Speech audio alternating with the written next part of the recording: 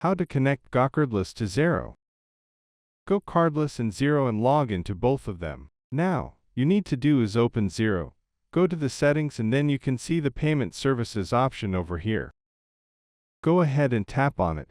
After you click on it, now you should click on Start Setup. Then you can see available payment services.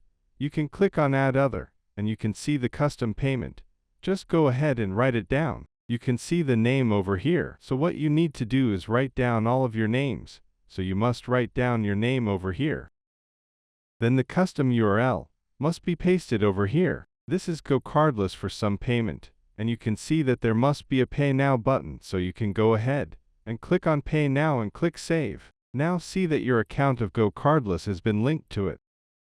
Hope to see you in the next video as well. Until then, goodbye. Take care and make sure you enjoy. Thanks for watching.